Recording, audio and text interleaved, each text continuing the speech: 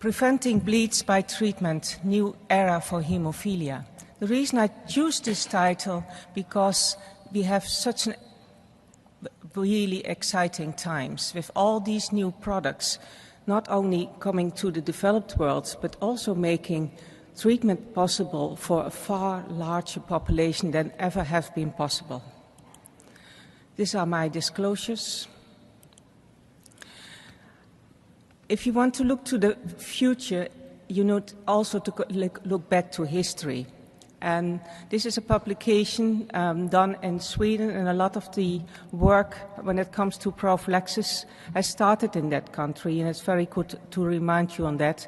And Eric Bertop will be later on talk to us about his ideas for the future.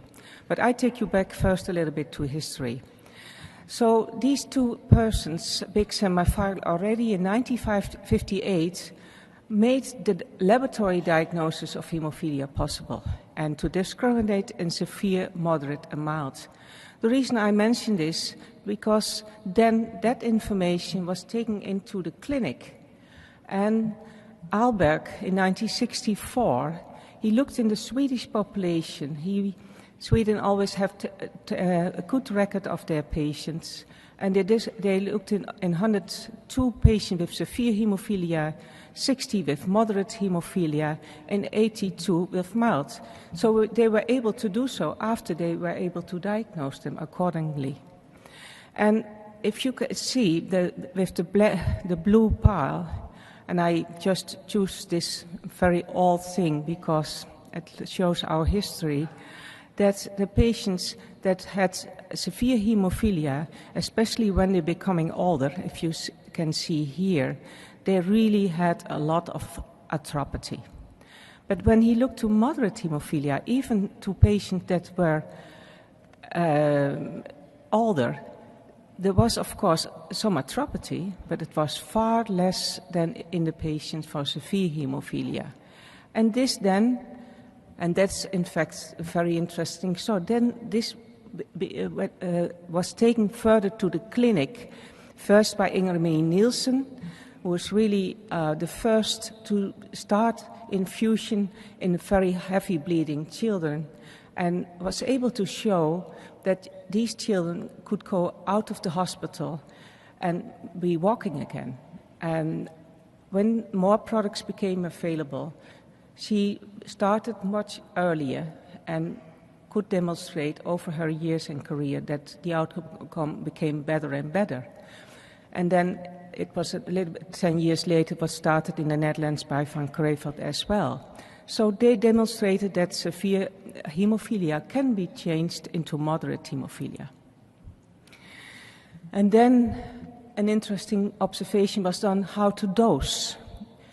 And Schimpf in Germany, he did I think in 6 or 8 patients, but very dedicated study, very well performed.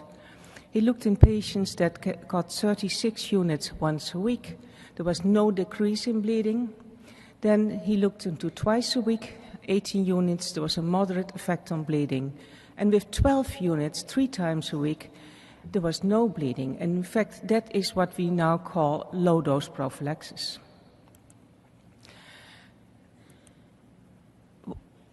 Was it the gold standard from the 70s? We all know that was not the case. It was supported by enough clinical data, bleeding was reduced, arthropathy could be reduced.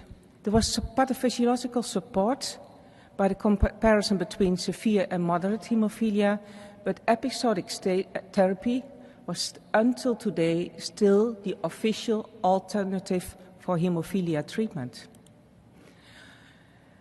What were the barriers to adapt early prophylaxis? Regular infusions difficult to accept. Physicians had no experience with portacads, and when they had, there was quite some information that there was infections. First joint bleeds were often not diagnosed as trauma.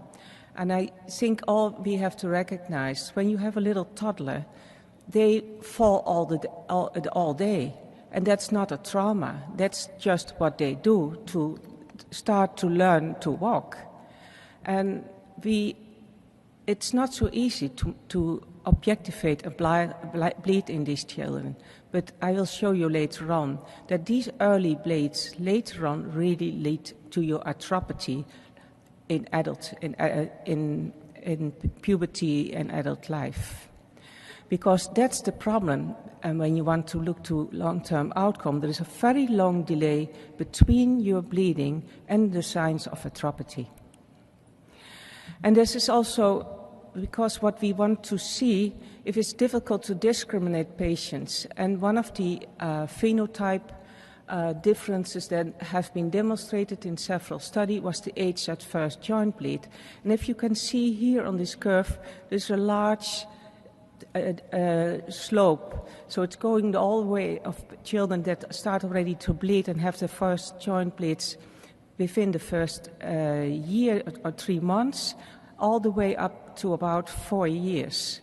But if you look to the medium age, and here in the green curve are the patients with a nonsense mutations, and here the patients with high-risk mutations, you see that these curves are very overlapping. So the genotype is not giving us any discriminative answer.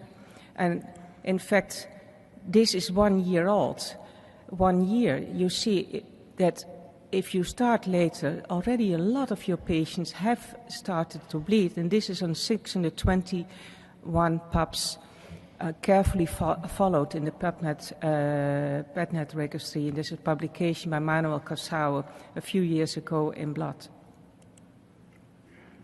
So I think we all agree now, early prophylaxis can prevent bleeding, and modern hemophilia treatment has completely changed the phenotype, but not for patients that live in countries that have no access or whatever reason that there is still a decision not to start early. Studies that had a great impact on the general acceptance of prophylaxis. I think I just selected a few. That makes it always easy because the list is very long. But I think the orthopedic outcome study has been referred to a lot. That was a 5-year comparison between episodic and prophylactic treatment, has been published by Lou Aladot, and it clearly showed that patients that had prophylaxis did significantly better than patients that had on-demand. It also demonstrated there were a few patients that had a kind of milder phenotype. Then, of course, the randomized controlled trial that has been performed in the US has been published by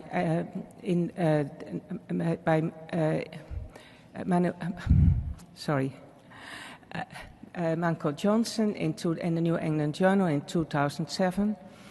And again, it was demonstrated, and from that time on, also in this country, children started on prophylactic treatment and was accepted as the preferred strategy.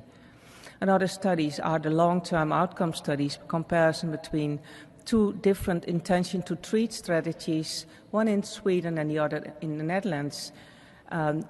This publication is in Blood in 2013, and it demonstrates that prophylaxis had a very good outcome.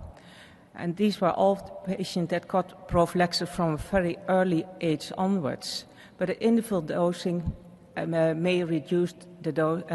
be possible to reduce without compromising long-term outcome.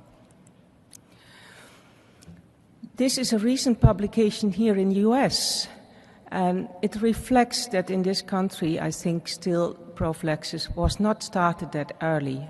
It's a very large study.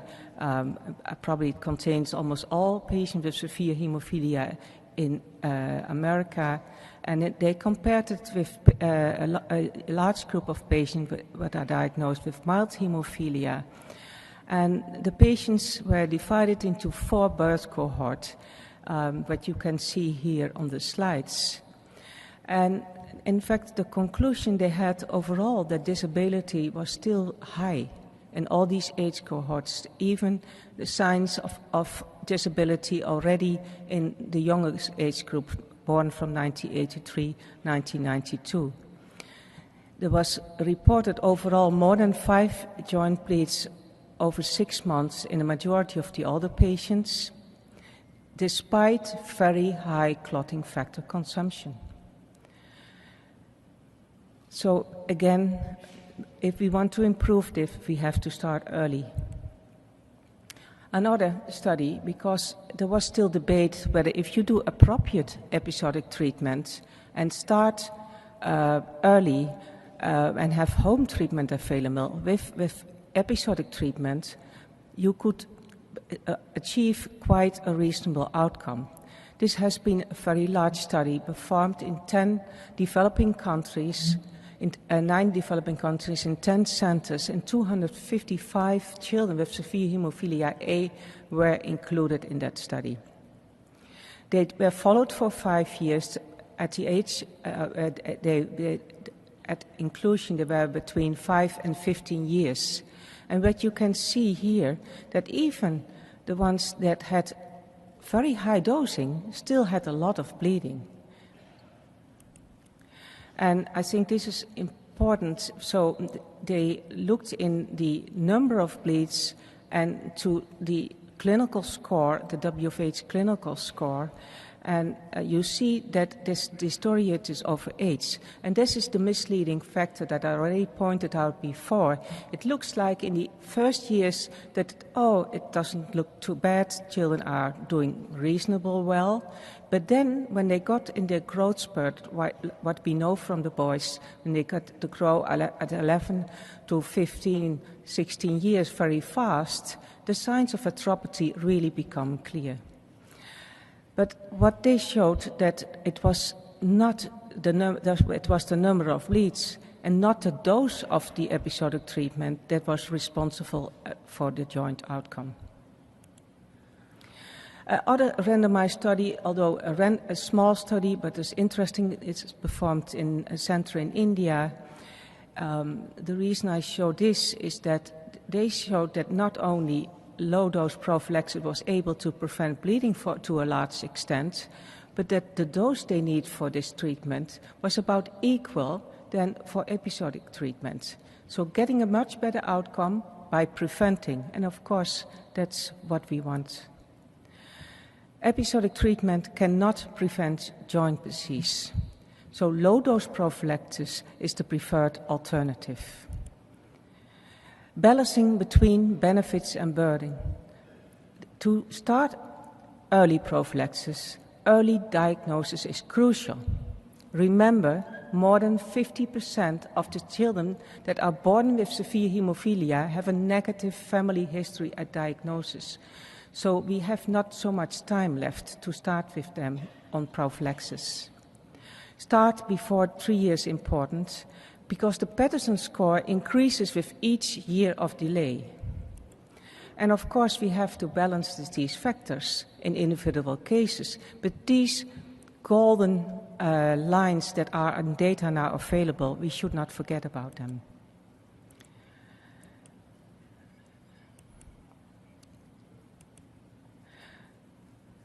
Oh, sorry, I have to do this one back, sorry. An interesting publication, what I really all recommend you to read, is a publication in Journal of Thrombosis and Hemostasis. It was performed by a group from the SSC subcommittee of the ISTH. They looked into when and how to start prophylaxis in boys with severe hemophilia.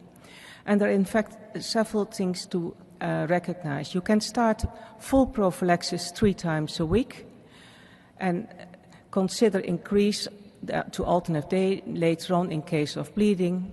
You can start 1 or 2 a week and then step up, or you can step up according to bleed.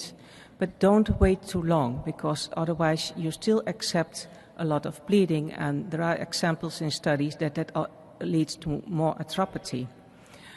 The good thing, if starting by once a week, and that I put in this photo, this is a photo of Pia Petrini. I think a lot of you in the audience know her.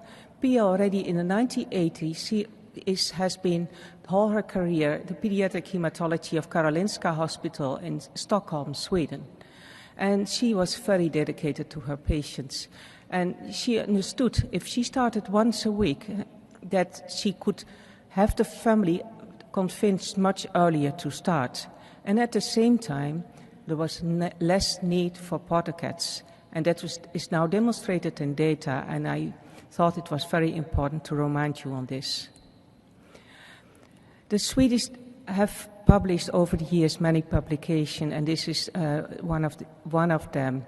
And again, it had clearly showed, and this is a patient that has been followed up until adulthood, that when they were started later, so had experienced joint bleeding, they never had a complete normal joint score. And it was despite the very high dose prophylactic regimen that they got in Sweden. So it's very important to remember this. These are data that the PetNet group recently has published, and the reason I show it to you, that I also think it's very important to implement primary prophylaxis as a treatment strategy and to collect the data to see if you really do what you promised to do. Because making a definition is one, that's wonderful, but then you have to implement it in your practice, and then later on you have to assess what that means to your patient and what effect it has on your outcome. And here was measured the bleeding before prophylaxis and the joint bleeds. And if you can see, so patients here from different birth cohort, and you see that over the time, the number of bleeds before prophylaxis started, so that in fact primary prophylaxis was here for 65 and now is 88%. So we have still something to go, and it's of course not feasible to reach 100% in all patients, but that's what we try. And here you see how it reflects to the number of bleeds. So there are still, so the patient that had several joint bleeds before they started prophylaxis, and further follow-up of these patients have to learn whether we have achieved enough in these patients or that we could do much better. To implement low-dose prophylaxis or prophylaxis at all, comprehensive care centers are crucial. They are the one to support the parents, the nurses, to help them to understand how important it is to start this prophylaxis. So I just want to show you two excellent examples that I have been visiting this year. So this is the International Hemophilia Treatment Center, what is now IHTC in Johannesburg in South Africa, led by Professor Johnny Malango. They have more than 1,200 patients with hemophilia. And in 1 decade, they have achieved to have now 35 of these patients on prophylaxis, but they also have them on home treatment. The center is also organizing everything around their home treatment, and this young boy is going home with the product for the next period, and that's so wonderful to see. Another very excellent example we were able to visit last year is the center from Professor Margaret Ocelo in Campinas in Brazil. And I'm really want to show you now with a picture something I asked them for me to make, and I'm very happy and for them that they did it, and thank them very much for that. The reason I asked for this picture is not that this is a cute boy, it's the most cutest boy you can see, but please watch how the parents and how this center is helping and supporting the boy to get to accept these infusions. Okay.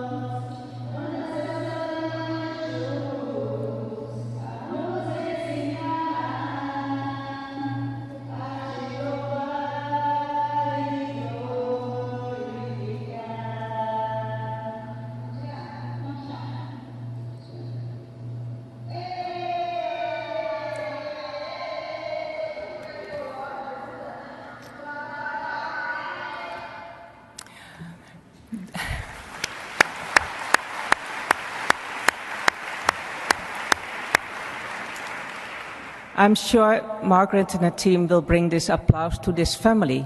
This family is so dedicated to do so because he has a grandfather with huge problems, severe hemophilia, living in a time when there was no access to product, developed an inhibitor, and he wants to have for his grandson a better future. And it's so wonderful that we are now able to deliver that.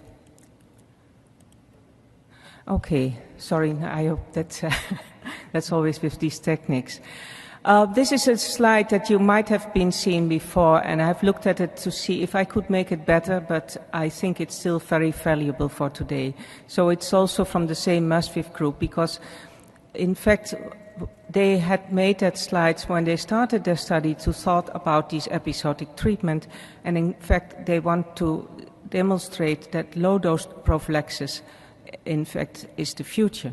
So in fact this dose of low-dose prophylaxis seems to be quite a dose where we can achieve with a lot. And it's not that I want to say that higher dose might be more beneficial in countries that can afford so, but just to give you the message that with this low dose there is already a lot to gain. And this was modeled, and it's always when you develop a model, you use the data that you have. So this model has been made by a team in Utrecht. So they used the data on their patients cohort where they had collected long-term data on prophylaxis for a long period. And they modeled several dosing treatment strategy and measured the effect on long-term outcome. And lifelong prophylaxis with 1,000 units per kilo, that's about twice a week, 10 units, was much more effective than episodic treatment. And if you look to the lifelong cost of this treatment, for lifelong cost they took from until 70 years, it's about 1 million units more. And they also modeled that with every extra 1,000 unit increase, the overall effectiveness decreased. Again, it's a model, and we should get more data on hemophilia for different patients of the world to improve the model further. The reality, developing countries have very few patients diagnosed, and those diagnosed have severe hemophilia. When we were traveling recently in Africa, we saw a lot of countries, the doctors told us that not even 5% of their patients have been diagnosed. And a big reason not to diagnose, there was limited or no treatment available.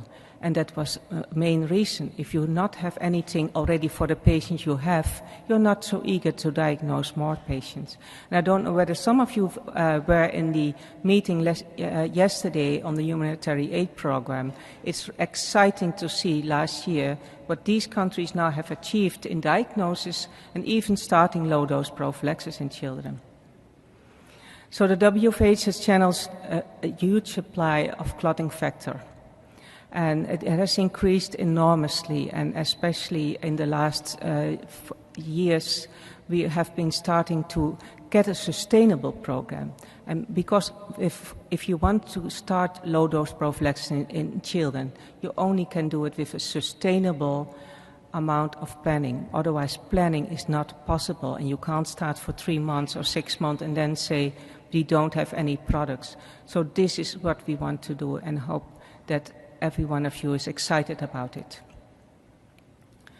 So the need for training is there, of course. There is a lot of for the doctors, for the nurses, patients suffering a lot from chronic sinusitis, and they have now the opportunity to get sinupectomy with factor VIII, and others might benefit from orthopedic procedures. The availability of products will lead to more diagnosis, and what I said, these children have started on prophylaxis, and this is a group of doctors that we were able to train of 13 West African countries recently. So the use of donated product is really trying to get this circle. We will try to provide training on the best utilization of different classes of products, but of course also of treatment modality, how to treat acute bleeds, how to handle life-threatening surgery, in some cases corrective surgery, and of course in some younger generation, some prophylaxis. The Global Alliance, you have seen this, so I won't spend too much here, but of course we really try to diagnose a lot of new patients in the developing world. So I hope I have convinced you, you need more convincing, that not only prophylaxis is so important, but a very, very early start is essential to prevent your joint arthropathy. If you start later, no therapy later on can help you because the joints are destroyed. It's not yet you can reduce the bleeding. Of course you can, but the joints are destroyed. Signs of loss of function often are visible at puberty, and that's due to the growth spurt and the different changes that take place. And prophylaxis is a treatment strategy. It should be implemented, the data should be collected and assessed.